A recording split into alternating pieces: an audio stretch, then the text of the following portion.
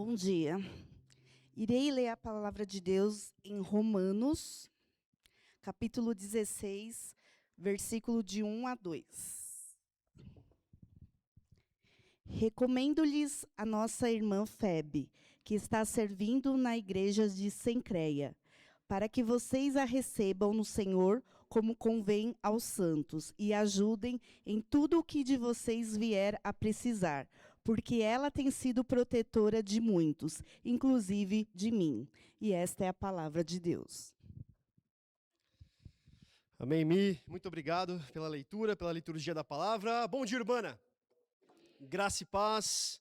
Que bom poder louvar o nome do Senhor Jesus. Que bom poder estar aqui nessa manhã com vocês, compartilhando um pouco desse trecho. 2 versículos, né?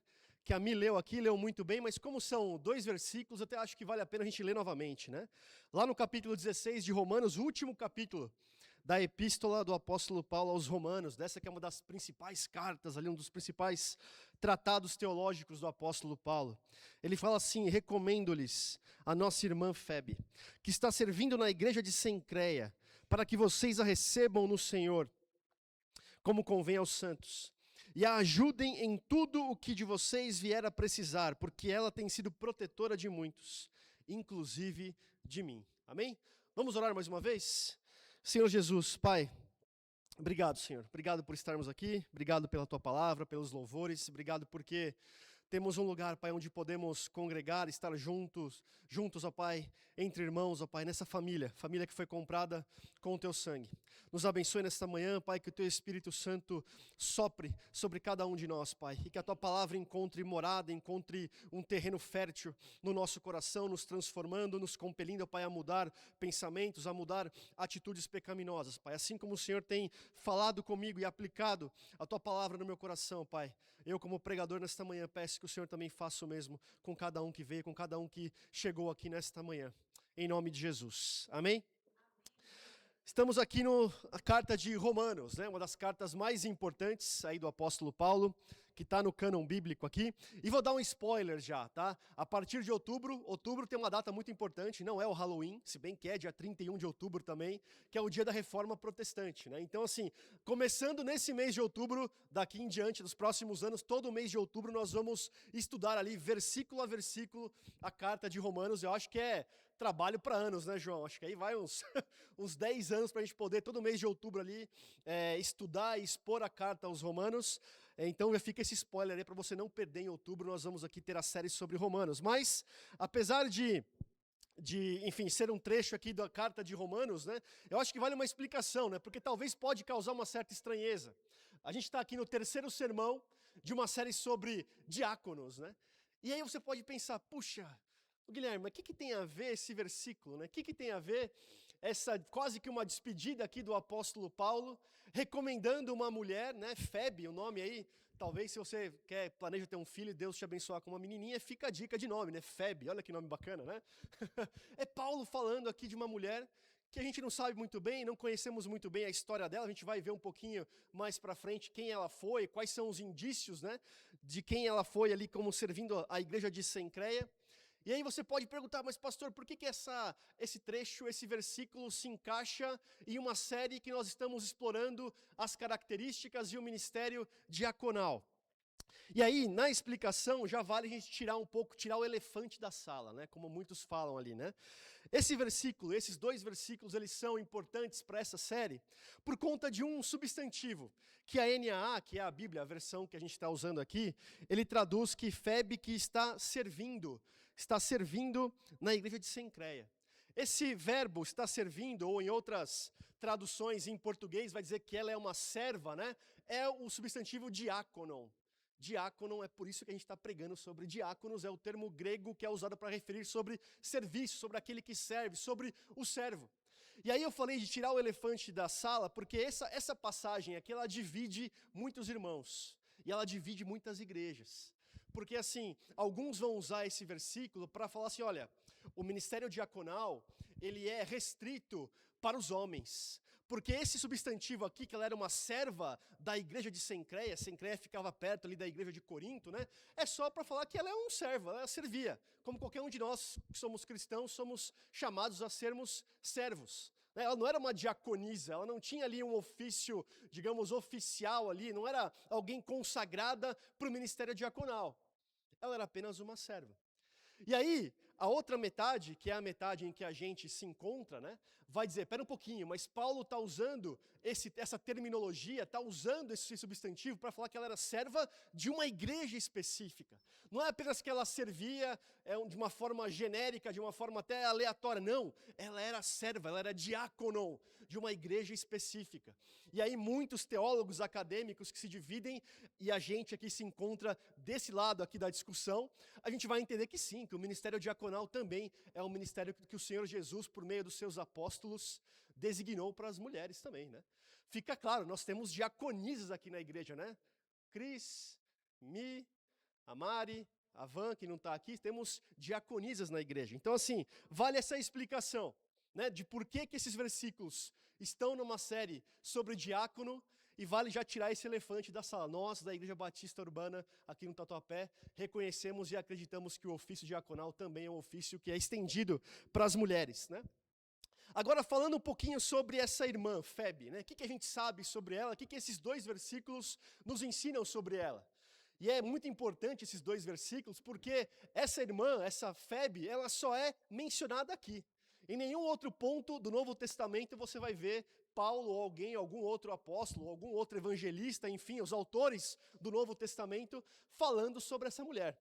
E quais pistas que a gente pode extrair, né? Fazer um trabalho aqui meio de detetive, de cavocar, de escavar ali, né? O Matias, meu filho, adora fazer negócio de dinossauro, que é paleontologia, né? Você pegar ali o pincelzinho, tem um museu ali em Santo André que ele vai lá e fica, né, descobrindo os ossos do dinossauro, né? É um trabalho meio de paleontologista, de Indiana Jones que a gente faz aqui, de tentar extrair informações sobre essa irmã, informações sobre Febe com base nesses dois versículos. Então, primeira coisa, ela só é mencionada aqui. Segunda coisa, ela era membro de uma igreja que ficava ali em Cencreia. Cencreia muito perto lá de Corinto. Era alguém ativa no ministério, né? Porque o apóstolo Paulo fala, olha, ela serve o Senhor, né? Ajuda em tudo porque ela tem sido protetora de muitos. Algumas traduções vão falar que ela tem sido benfeitora ou patrocinadora de muitos, inclusive de mim. O apóstolo Paulo fala. Era alguém que talvez com certo prestígio social, talvez com ali recursos materiais, e usava isso em favor do reino e usava isso para abençoar os outros. Dá para extrair isso também desses versículos aqui. E bom, ela ficava em Cencreia, Cencreia muito perto de Corinto, cerca de 10 quilômetros. Era muito provável que o apóstolo Paulo conhecia essa irmã, conhecia aqui a irmã Febe pessoalmente.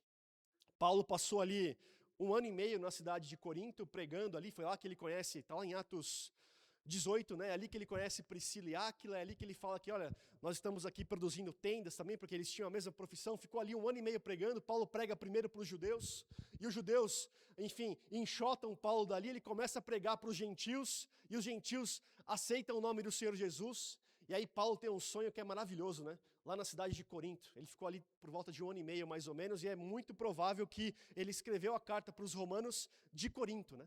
E Paulo ali pregando, Paulo ali sofrendo muita oposição em Corinto, ele tem um sonho.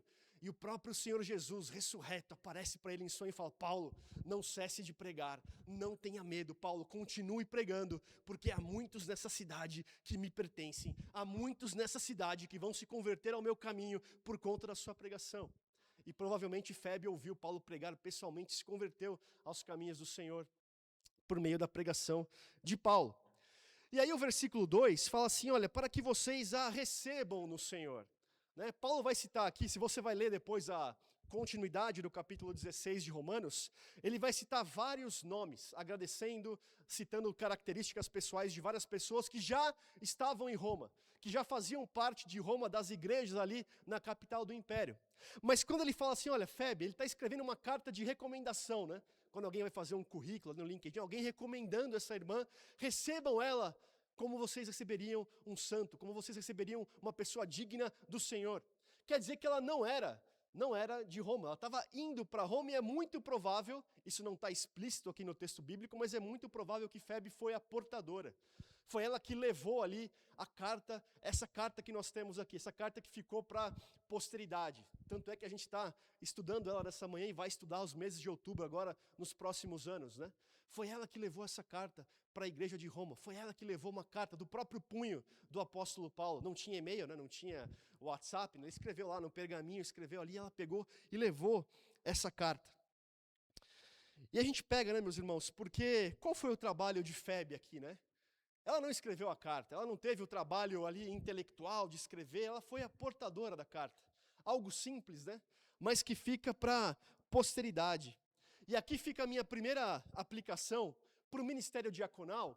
E eu estou pregando aqui, claro, numa série sobre diáconos, e muitas das aplicações se aplicam aos diáconos, mas na verdade, como todos os cristãos são chamados a servir, são aplicações que não se aplicam apenas aos diáconos, mas a todos nós aqui ouvindo, né? A gente pega e olha para Febe, olha para essa mulher que só é mencionada nesses 2 versículos. E o papel dela foi levar uma carta, foi ser uma portadora de uma carta, de uma epístola, de um apóstolo para uma igreja na capital do império. E a gente não tem a noção de do que ela fez, como isso ficou, como isso teve ecos para a eternidade. Como eu falei, foi por meio dessa irmã que levou essa carta, foi por meio dessa irmã que viajou ali, eu pesquisei, deram cerca de 1.300 quilômetros, né? É o equivalente da gente ir a pé daqui até Porto Seguro, né? É bom que a gente já chegue em Porto Seguro no shape, né? Já sarado ali, magrinho para curtir a praia, né? Mas 1.300 quilômetros, essa mulher viajou para levar uma carta. E a gente pega, meus irmãos, que essa é a primeira aplicação, que o nosso serviço, o serviço diaconal, muitas vezes pode parecer um serviço ordinário, um serviço ali como outro qualquer, mas a gente perde de vista que serviços assim também, serviços simples, da forma como a gente serve o outro, da forma como a gente recebe o outro, ele tem ecos que ecoam pela eternidade. Eu tenho uma pessoa muito importante na minha vida, que é o meu tio, que ele foi pastor e que ele faleceu recentemente. Eu vou tentar falar aqui sem me emocionar. Mas eu lembro que eu era uma criança, literalmente 5, 6 anos. E ele foi o primeiro lá da nossa casa a se converter. Ele e minha tia. E aí eu ia lá na casa dele, e aí eu não sei, mas eu tinha, desde criança, eu falava, eu quero saber da Bíblia. E eu ficava perguntando coisas da Bíblia para o meu tio. E ele dedicava ali horas, literalmente horas a fio, para me explicar histórias da Bíblia, para me falar de quem era Jesus, para plantar na minha semente, para plantar no meu coração aquela semente. E a gente pega hoje e fala, poxa, criança é uma inconveniência, né? Tá aqui uma criança, ficar aqui me perguntando, ficar me enchendo as pitangas aqui, perguntando de Bíblia. Peraí, eu sou seminarista, eu vou falar, eu quero pregar para as multidões, eu quero ir no podcast X, eu quero falar e meu sermão ter X mil visualizações no YouTube, porque é isso que é relevante, né? E não, ele pregou e ele dedicava horas ali para falar com um menino de 5, 6 anos. Um trabalho ordinário, um trabalho feito nos bastidores, como levar uma carta, como ser apenas uma simples portadora de uma carta. Teve ecos no meu coração, no da minha família, nessa igreja, ecos para a eternidade. Porque foi por meio daquela pregação dele, para um menininho ali de 5, 6 anos, que o evangelho foi plantado, que o evangelho foi semeado, e continua dando frutos até hoje. E eu sou muito grato ao meu tio por isso. Um trabalho simples, né? O trabalho diaconal, né? Talvez vir aqui, servir a ceia, abrir a porta da igreja. Não que o trabalho diaconal se resuma a isso, né? E a gente está passando essa série aqui tentando desmistificar isso, né? Que o trabalho diaconal é só um trabalho braçal de consertar coisas, de servir a ceia, mas também envolve isso. Quando a gente faz isso com excelência, meus irmãos diáconos, meus irmãos da Batista Urbana Tatuapé, a gente não tem noção como Deus pode usar um simples gesto de receber alguém na porta com um sorriso, com um abraço. A gente não sabe como as pessoas chegam aqui, e talvez um sorriso que você deu, uma forma como você recepciona essa pessoa, isso vai ter ecos na vida dela para toda a eternidade. Então, assim, eu acho que a gente precisa revisitar muitas vezes as nossas classificações do que é um serviço extraordinário, do que é um serviço ordinário. Porque é por meio do serviço ordinário, porque é por meio do serviço simples, muitas vezes nos bastidores, muitas vezes humilde, que Deus usa esse tipo de pessoa, esse tipo de gente com coração humilde e disposto a servir, para plantar o evangelho na vida de outra pessoa. E isso vai ter frutos que vão render para toda a eternidade. Amém? Eu lembro de ouvir um pastor famoso de uma igreja bem grande no interior de São Paulo, e eu estava ouvindo um podcast dele, e ele falando, dando um testemunho, né? Ele contando, na verdade, um testemunho que um rapaz na igreja foi lá, né? Que contou para ele. Esse rapaz, ele era muito avesso a qualquer coisa relacionada à igreja. Ele odiava a igreja, e a família dele era cristã, mas ele nunca não queria pisar na igreja de jeito nenhum. E um dia, alguém convenceu ele de ir na igreja. E ele fala, eu fui lá, eu escutei os louvores, eu bati palma, beleza, por educação, né? Porque eu estava ali, enfim, eu não vou aqui ser mal educado de não participar do culto e tal. Mas ele fala, para mim não teve a palavra, para mim não teve efeito nenhum. E aí no final, uma igreja grande, mais de 1000 ali frequentadores, ele quis ir no banheiro antes de ir embora para casa, antes de pegar o carro dele e ir embora para casa. E aí a fila de banheiro, né? Banheiro masculino, né? Pensa, homem suja o banheiro às vezes, né? Não é aquela coisa maravilhosa, né? Enfim. E esse homem foi no banheiro. E ele viu o banheiro ali limpo, ele viu o banheiro ali organizado. Ele viu ali que ninguém na fila queria furar a fila ou queria ali servir de malandro ali, querer tomar o lugar do outro. Ele falou, nossa, olha só, esse povo realmente pratica o que prega, por meio do banheiro. Porque ele viu um banheiro limpo, porque ele viu um banheiro ali higienizado com excelência. E ele falou, olha, realmente, esses caras aqui não são hipócritas. Eles pregam excelência, eles pregam respeito ao próximo. Isso se reflete até no banheiro masculino que eu fui. Só um parêntese aqui, né? Recentemente a gente levou as crianças no circo. E aí o Matias quis ir no banheiro no intervalo. Eu fui no banheiro com ele. E ele está na fase do desfraude, né? Ele não... eu falei, vamos sentar aqui. Não tinha vaso, só tinha mictório. Eu tentei segurar ele para fazer de pé. Não consigo, pai, no banheiro uma zona, um banheiro ali imundo, né? Totalmente oposto da experiência que esse rapaz teve. Pensa ali, naquela pessoa que limpou o banheiro. Pensa naquele senhor, senhora que limpou o banheiro, que manteve ali as coisas limpas. Pensa naqueles homens da fila que não quiseram furar a fila. Isso ajudou, um serviço simples e ordinário. Teve ecos para a vida eterna na vida desse rapaz. Amém, meus irmãos? E isso para a gente é importante. Febe, ela é um exemplo importante para a gente. Ela que foi uma simples portadora de uma carta. Ela desafia todos nós hoje. Hoje nós vivemos numa sociedade do desempenho, né? Onde eu tenho que ter, onde eu tenho que produzir, onde eu não posso ficar doente porque eu tenho que trabalhar para conquistar mais, para conquistar mais e para conquistar mais. E isso nunca tem fim. Ela está pregando para a gente aqui, o testemunho da vida dela está pregando para nós, para que a gente sonde o nosso coração, para ver se esse sentimento, esse anseio por grandeza, que muitas vezes a gente tem, isso pode ser muitas vezes pecaminoso, porque é esse anseio por grandeza que tira de nós a atenção do simples e do ordinário da vida. A gente, infelizmente, meus irmãos, eu falo para mim, isso pega muito no meu coração.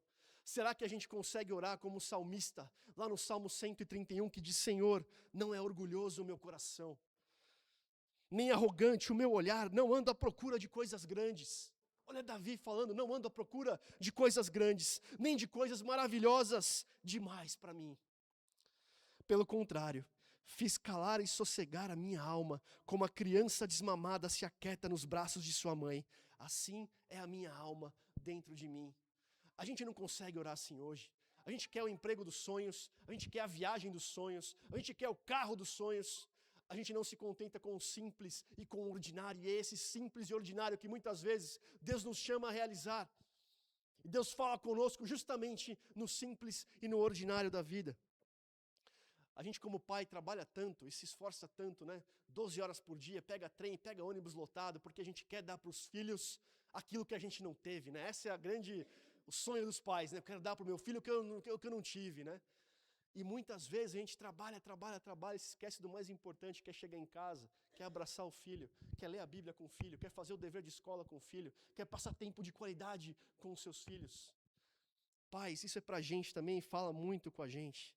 A Febe, ela se contentou em ser porta-voz de alguém maior do que ela. E agora eu falo para nós pastores, né? A gente tem que se contentar com o nosso papel. Nós pastores aqui, nós que pregamos, nós somos apenas porta-vozes de alguém que é maior do que nós. O dia que a gente subir aqui sem temor, o dia que a gente subir aqui sem responsabilidade, querer pregar para o nosso nome, para fazer o nosso nome ser engrandecido, para falar, nossa, como você prega bem, como você é eloquente. Pecamos, perdemos a essência do Evangelho. Febe se contentou em ser porta-voz de alguém maior do que ela. Diácono, você também é porta-voz de alguém maior, é um porta-voz que você faz por meio do seu serviço, do seu testemunho, e impacta a pessoa sendo porta-voz daquele que é o diácono maior, que é o próprio Senhor Jesus. Amém? E meus irmãos, no versículo 2, Paulo também fala de Febe, uma outra característica dela. ele vai falar assim, porque ela tem sido protetora de muitos, inclusive de mim. Como eu falei aqui, já dei uma pista no começo, né? É muito provável que ela era uma mulher de elevada posição social, que ela tinha ali dinheiro, que ela tinha recursos, e que ela colocava esses recursos, colocava esse dinheiro a favor do reino, né? A NAA, que é a Nova Almeida Atualizada, que é a versão que nós usamos aqui, fala que ela tem sido protetora de muitos, mas muitas traduções vão traduzir de uma forma até um pouco mais acertada que ela era benfeitora de muitos. Ela patrocinava o ministério de muitos cristãos. E pelo fato dela morar em Cencreia é uma cidade marítima, um porto, é bem provável que ela recebia ali muitas pessoas e muitos cristãos estrangeiros. E ela dava acolhida, ela recebia, ela era hospitaleira em relação a esses cristãos. É alguém que ouviu o apóstolo Paulo pregar, talvez pessoalmente se converteu por meio da pregação do apóstolo Paulo. Mas é alguém que não ficou apenas no conhecimento, né, naquele conhecimento abstrato. A teologia dela se reverteu em serviço. Ela era alguém que, de fato, diácono, ela diaconava, ela era alguém que servia. E aí a gente pega, né, essa carta do apóstolo Paulo, que é uma das cartas mais importantes para embasar a teologia reformada, né? E ela é cheia de passagens que nós aqui sabemos, quase de cor, né? Fala assim, puxa, nós somos justificados gratuitamente pela graça, mediante a redenção que é em Cristo, Romanos 3, 23, 24, né? Ou no capítulo 8, falando assim, pois aqueles que Deus de antemão conheceu, Ele também predestinou para serem conformes à imagem de seu Filho, a fim de que Ele seja o primogênito entre muitos irmãos. E aos que predestinou, também chamou, e aos que chamou, também justificou. E aos que justificou, a esse também glorificou. Se você é reformado, tem que ter isso aqui de cor. Eu não tenho, porque eu li aqui, mas eu tenho que decorar também, né? E a gente vê que é uma carta repleta, é uma carta que ela transpira, que ela transborda a teologia do mais alto nível. Paulo aqui está no seu auge, né? Eu sou jornalista por formação e eu não odeio quando um jornalista usa uma palavra estrangeira para se referir a alguma palavra que a gente já tem em português, né? E tem muito jornalista esportivo que o cara fala assim, não, porque o jogador está no seu prime, está no seu prime. Cara, está no auge, não está no prime, está no auge, né? Paulo estava no prime aqui, né? Ele estava no auge dele, no auge da reflexão teológica. Ele estava ali, olha, Paulo estava inspirado quando escreveu Romanos. Eu li só duas passagens aqui, mas poderia ter lido outras inúmeras aqui que a gente ia ver e ver, puxa, como Paulo aqui ele estava refletindo teologicamente, né? E é engraçado, curioso, na verdade, que Paulo ele não termina a sua carta no final, no último capítulo, né? Em vez de seguir falando sobre teologia, em vez de seguir ali falando sobre conceitos teológicos que são importantes, ele vai falar de pessoas. Febe é a primeira que ele fala aqui, mas ele vai citar quase 30 nomes, né? Priscila e Áquila, Herodião, são nomes bonitos, né? Vou citar alguns aqui, Pérside, Trifena e Trifosa, nomes bonitos, talvez irmãs gêmeas, Trifena e Trifosa, né? Que ele vai mencionar. E a gente vê, igreja, que teologia é importante. Ter uma teologia refinada, ter um discurso teológico é muito importante para uma igreja. Ter um púlpito onde os pastores se esforçam, e eu posso falar aqui dos 4 pastores dessa igreja, quanto eles estudam, quanto se esforçam para pregar, para preparar um sermão, e eu tenho certeza que as esposas testemunham desse preparo e desse sacrifício, porque subir aqui não pode ser de uma hora para outra, exige preparo, isso tudo é importante, porque é o púlpito que forma teologicamente a igreja. Mas, se isso não se reflete em pessoas, se isso não se reflete em serviço, é uma teologia morta. É uma teologia morta. O que você tem feito pela igreja? Você que ainda não serve, tem aquele velho provérbio, jargão, né? Cristão que não serve, não serve. Porque nós somos chamados para espelhar aquele que é o servo por excelência, o servo sofredor por excelência, né? E Paulo pregou, Paulo se esforçou, ele fez viagens missionárias. E tudo isso se reflete em pessoas que estavam servindo a igreja lá de Roma, ou servindo as igrejas por qual ele passou, ele constituiu presbíteros e pessoas que têm uma teologia correta, mas que essa teologia correta impulsiona e impele essa pessoa a servir, e a servir pelo bem do outro. Sem isso, sem o serviço, sem a abnegação, o evangelho não serve de nada, né? Vira ali uma simples matéria que a gente estuda na faculdade, um simples exercício intelectual, né? Eu gosto muito de um professor do seminário que ele fala assim, antes de começar toda a aula, ele fala, olha, a gente tem que orar E a gente tem que entender que a gente está aqui analisando a Bíblia, e por mais que a gente vai analisar a Bíblia aqui de uma forma acadêmica, de uma forma aqui um pouco mais formal, que a gente nunca perca de vista que isso aqui não é uma simples matéria de faculdade, né? Isso aqui tem poder para transformar vidas. É a palavra viva do próprio Deus que a gente está estudando, que não pode servir apenas como um mero objeto de estudo. Isso aqui transforma vidas e nos impele para o serviço. A gente tem aqui na Urbana, né? Isso lá é uma coisa que a gente pega de Santo André e acho que é uma cultura saudável que a gente tenta replicar aqui, né? O que é um membro ativo da Igreja Batista Urbana Santo André e Tatuapé? É aquele que frequenta regularmente aqui os cultos de domingo, né? Aquele que vem, que está aqui presente, que participa das atividades da igreja. Mas é também aquele que participa de alguns dos programas que nós temos aqui de formação e discipulado. São principalmente dois, né? Os pequenos grupos e o Urbana Educação. Né? São ferramentas, são subsídios que a liderança da igreja promove para que você seja discipulado, para que você caminhe em comunidade e cresça no conhecimento do Senhor. Então, participar regularmente das atividades, participar de eventos e de programas de discipulado. E por final, o que engloba esse membro saudável e, digamos ali, totalmente inserido na nossa comunidade? É alguém que vai servir em algum ministério. FEB também é esse exemplo para a gente, de alguém que escutou Paulo falando, bem provavelmente, lá na cidade de Corinto, que se converteu, que ouviu a mais bela e a mais refinada teologia, que levou essa carta e que provavelmente leu Romanos lá para a igreja de Roma, mas era alguém que servia. Paulo fala que ela tem sido bem protetora de muitos e benfeitora de muitos, inclusive de mim. Meus irmãos, aqui a gente tem que deixar algo bem claro para vocês, e é algo que não é muito pregado em muitas igrejas aí que vão pregar o oposto, tá? Vida cristã é vida desconfortável.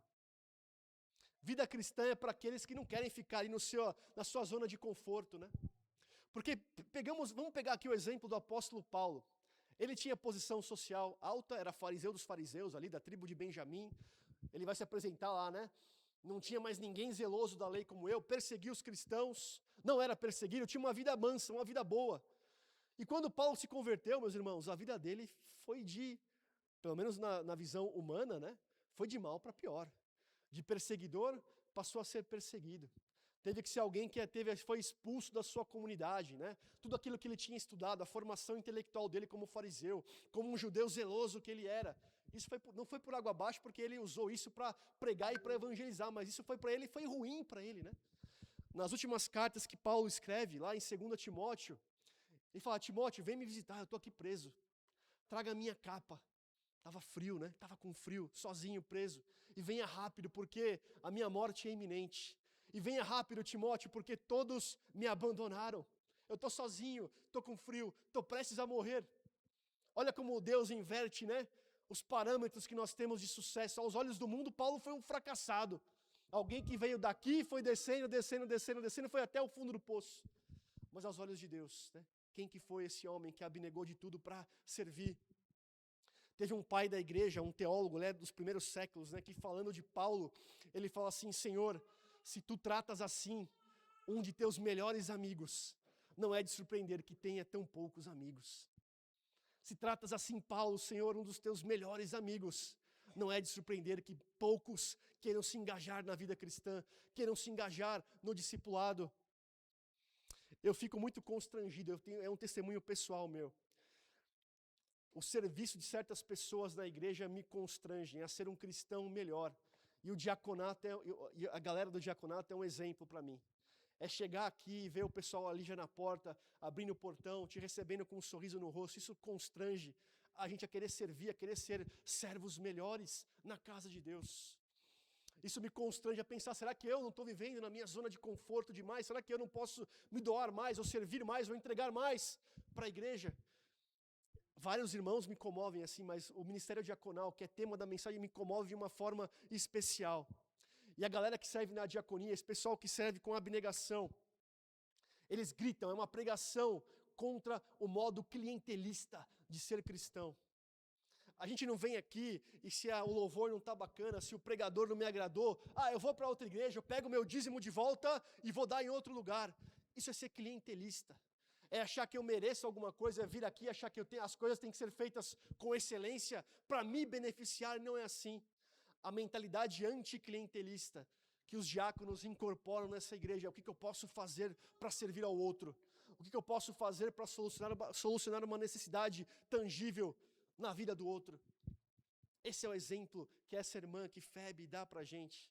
Teologia saudável, teologia batista reformada, bonitinha, pregação, seminário, grego e hebraico ali na linha. Se isso não se transfere, não se transforma em vida piedosa diante do Senhor, em vida de serviço, não valeu de nada. Eu conheço muito crente, muita gente boa intelectualmente, que conhece a Bíblia, conhece as institutas de João Calvino de cabo a rabo. Sabem citar versículos bíblicos em grego e em hebraico e sabem tudo. E na vida real, é um traste. É um baita de um hipócrita, porque não transformou, não deixou que o conhecimento da palavra de Deus transformasse o seu coração em prol do serviço do outro. Caminhando para o final, meus irmãos. Paulo, ele fala algo muito importante também sobre Febe, que passa batido talvez na nossa primeira leitura desses 2 versículos. E ele fala assim, olha, ajudem. É Paulo aqui rogando, é Paulo suplicando para aqueles cristãos de Roma, para aqueles cristãos na capital do império. Olha, ajudem essa irmãzinha que está viajando em 1.300 quilômetros. Sabe-se lá Deus em quais condições, o que ela enfrentou de perigo ali no meio da estrada para chegar até Roma. Essa irmã que está levando essa carta, essa irmã que é uma porta-voz da mensagem que eu tenho para vocês. Ajudem em tudo o que ela precisar de vocês, ou que de vocês ela vier a precisar. Paulo, não é em todas as suas cartas, mas em muitas das suas cartas, né? 2 Coríntios, acho que Efésios, Colossenses, 2 Timóteo também, Paulo vai falar sobre, no final da carta, ele vai citar alguns nomes, vai agradecer certas pessoas e vai listar alguns nomes ali, né? Esses nomes esquisitos, né? Tíquico é um nome que ele fala bastante, né? Foi talvez porta-voz das cartas lá de Colossenses, enfim. Mas essa é a única vez em todas as suas cartas, é a única ocorrência que Paulo diretamente pede ajuda de uma igreja específica para uma pessoa específica. Ele fala assim, olha, ajudem em tudo que de vocês vier a precisar. Essa é a única vez, em todos os escritos do apóstolo Paulo, que ele fala para uma igreja ajudar uma determinada pessoa. E aí, pessoal, a gente vê que, eu falei que ele cita quase 30 nomes, né? Febe é a primeira, na verdade são 27 nomes, para ser mais preciso, né? E a gente percebe aqui, meus irmãos, que Paulo, mesmo sendo esse apóstolo, talvez o maior teólogo da era cristã, aquele que mais compreendeu o ministério do Senhor Jesus e traduziu isso em palavras, e traduziu isso em pregação, e traduziu isso em vida em serviço, né? Ele reconhece que não existe vida ministerial, vida cristã autossuficiente. Não existe vida cristã e não existe corpo de Cristo fora da comunidade. Paulo reconhece também que ele não era autossuficiente porque ele precisava de ajuda. E ele deixa claro, deixa explícito aqui, olha, ela tem sido protetora, ela tem sido benfeitora de muitos, inclusive do meu ministério, inclusive de mim mesmo, da minha pessoa, Paulo fala aqui. E ele cita não só Febe, mas várias outras pessoas ali que estavam servindo na igreja. Não existe ministério cristão, nem vida cristã, longe da comunidade. E eu acho muito legal isso aqui, que Paulo cita os nomes, né, das pessoas. Essa é uma arte sutil que a gente tem perdido muitas vezes, né? Porque quando a gente conhece alguma pessoa nova, enfim, no trabalho, na faculdade, em qualquer lugar, né? A gente pergunta o nome da pessoa, mas a gente está pensando em outra coisa, a gente esquece o nome daquela pessoa muito rapidamente, né? Como é importante a gente saber o nome dessas pessoas, se esforce para saber o nome das pessoas aqui, né? Tem um autor, que é um autor de livro de autoajuda, mas que é um bom livro de autoajuda, que é aquele Como Fazer Amigos e Influenciar Pessoas, né? E ele fala assim, olha, não existe, lembre-se, ele fala, lembre-se, o nome de uma pessoa é para ela o som mais doce e mais importante que existe em qualquer idioma. Você saber o nome de alguém, né? Isso é muito importante, meus irmãos. Eu aqui, para minha própria vergonha, e enfim, eu acho que eu não sei o nome de todos aqui. Deve ter duas ou três pessoas aqui que eu não sei o nome. Mas como é importante nós sabermos o nome da pessoa, sabermos a história, mostrar interesse pela história das pessoas. A gente não sabe como cada um chegou aqui. Qual que é a mochila de 50 quilos que as pessoas têm carregado nas costas. E quando a gente dedica um tempo, pergunta o nome, se interessa genuinamente pela vida da pessoa, isso faz uma diferença danada, né? É um trabalho quase que invisível, mas que Deus vai ali mostrando e personificando o evangelho na vida dessas pessoas. E aí você fala assim, Guilherme, peraí, vai, papinho de autoajuda, né? Saiba o nome das pessoas, conheça o nome das pessoas. Não, não é papinho de autoajuda, não. É papinho do próprio Cristo. Porque o Senhor Jesus, lá em João capítulo 10, ao falar das ovelhas, né? E ele falando como ele é o bom pastor, ele fala assim, para este o porteiro abre as ovelhas, ouvem a sua voz. Ele chama as suas próprias ovelhas pelo nome e as conduz para fora.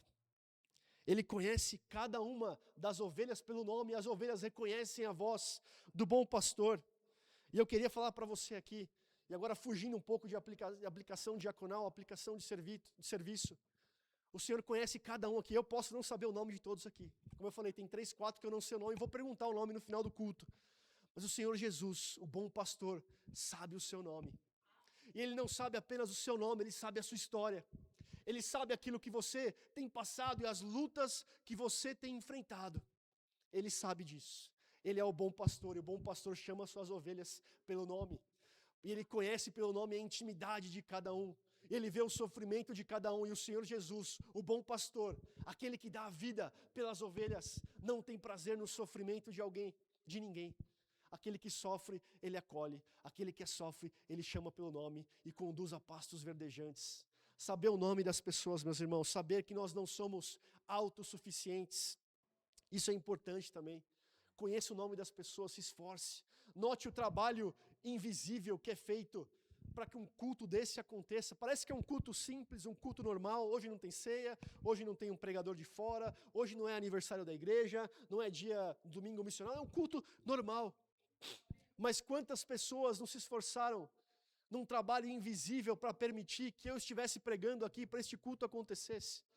Os irmãos chegaram mais cedo da diaconia, que prepararam um café, e se você chegou mais cedo, você pode desfrutar de um café. Os irmãos do louvor que chegaram mais cedo para poder apresentar aqui o louvor. As irmãs que estão lá em cima cuidando das crianças, cuidando dos meus filhos e dos seus filhos, para que você estivesse aqui participando. São pessoas com nome. E Paulo faz questão de falar, olha, agradecer essas pessoas, começando por Febe, para dizer que não existe ministério feito sozinho. E para dizer que não existe ministério autossuficiente. Eu fico muito feliz, por exemplo, quando eu sempre acho que agora a gente vai para a 4ª semana, né, da aula do mosaico bíblico, lá do Urbana Educação, né? E eu sempre acho a cada semana que ninguém vai entrar. Quem que vai entrar na aula, né? Terça-feira à noite, 8 horas da noite, para ouvir o pastor Guilherme falando sobre gêneros literários da Bíblia durante 1h30, né? E você prepara a aula e fala, que ninguém vai entrar, e o pessoal entra, pum, pum, pum, pum, pum, pum, pum, pum. Entra pontualmente. E eu falo, puxa, né? Tudo isso que Deus me deu, talvez de dom, de talento, de preparar uma aula, não faria sentido se não tivesse ninguém disposto a ouvir eu falar ali. Então, pessoas que estão ali dispostas a ouvir e participar. Isso é importante, meus irmãos. Não existe ministério autossuficiente. E vai haver momentos na nossa vida, e a gente precisa discernir isso com a clareza do Espírito.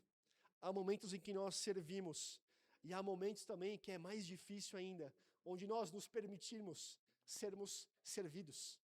Porque essa irmã aqui, Febe, lá em Cencreia, lá na cidade de Corinto, era ela quem acolhia os estrangeiros, né? Era ela quem fornecia ajuda material, ajuda espiritual para aqueles que precisavam. Ela ajudava, e agora ela carece de ajuda, porque ela acolhia estrangeiros, mas agora ela está indo para Roma e ela é a estrangeira. E Paulo fala, recebam ela, recebam bem essa porta-voz, e ajudem ela, tudo o que ela precisar, porque essa pessoa ela merece. O que ela tem feito, o que ela tem ajudado, o que ela tem se esforçado no ministério, ajudem ela. Vai ter momentos na vida, meus irmãos, e a vida ela é cíclica, né? Para o bem e para o mal, em que a gente vai aconselhar um casal que está passando pelo luto.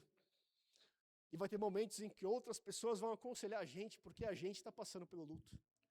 Vai ter momento em que a gente vai doar uma cesta básica. E vai ter momento que a gente vai precisar da cesta básica. Vai ter momento que a gente vai aconselhar alguém que está passando por problemas no casamento. Vai ter momentos que a gente vai precisar aceitar sermos aconselhados, sermos pastoreados, porque é o nosso casamento que está em frangalhos. Há momento de servir e há momento de ser servido.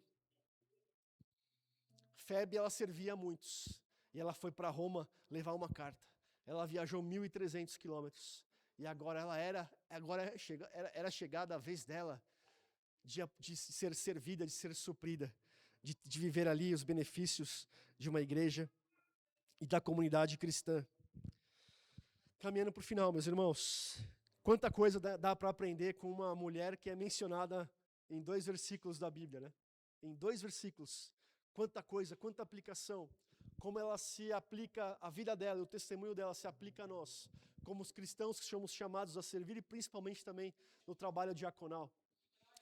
E caminhando para o fim, essa não é a primeira vez, eu falei, né, ali do grego, a palavra diáconon, né, que é traduzida como serva, não é a primeira vez que o apóstolo Paulo usa esse termo grego na sua carta, não é a primeira vez que Paulo usa isso em Romanos. No capítulo 15, um capítulo antes, no versículo 8, ele fala assim, ele resume praticamente toda a encarnação de Cristo e o ministério de Cristo, falando que Cristo se fez servo, que Cristo se fez diácono. Essa é a primeira vez que Paulo vai usar esse termo lá na sua carta de Romanos. Romanos capítulo 15, versículo 8. Cristo se fez servo. E é para esse servo que nós olhamos. Então, para a gente, diácono ou não, já que todos nós somos chamados ao serviço, não importa o serviço que a gente execute na igreja, se é um serviço extraordinário, se é um serviço ordinário, se é um serviço que é percebido pelos outros ou que passa despercebido. O convite que eu tenho para fazer nessa manhã para você, você que realiza, você que serve, você que diacona, você que é um diácono, diaconiza na casa do Senhor Jesus, levante os seus olhos do trabalho ordinário e invisível. Direcione os seus olhos para o Messias, direcione os seus olhos para a cruz. Veja o Messias tocar mãos sujas, lavar pés imundos, servir a pecadores ingratos e renunciar por fim à sua vida em favor de quem ele ama. O formato do serviço diaconal, e aqui eu incluo o formato do serviço para a igreja, para todo aquele que é alcançado pelo Evangelho, encontra um modelo na missão e na vida do Senhor e Salvador. E eu queria terminar essa pregação em uma outra passagem, que aqui é o próprio Senhor Jesus que vai usar o termo diácono e vai aplicar a ele mesmo. É naquela passagem bem conhecida, né, em que João e Tiago pedem uma coisa muito simples para o Senhor, né? Senhor, quando entrares na sua glória, não quero nada, só isso, né? Permita que eu me sente aqui à sua direita e que o outro à sua esquerda. Só isso eles pediram, né? Coisa básica, né, Senhor? E o Senhor Jesus, para discipular o coração daqueles discípulos, não somente daqueles 2, mas dos outros também que ficaram ali enciumados e com inveja, ele fala assim, vocês sabem que os que são considerados governadores dos povos os dominam e que os seus maiorais exercem autoridade sobre eles. Mas entre vocês, entre nós, aqui na igreja, no povo eleito, no povo escolhido, no povo comprado com sangue, mas entre vocês não é assim, pelo contrário. Quem quiser tornar-se grande entre vocês, que se coloque a serviço dos outros.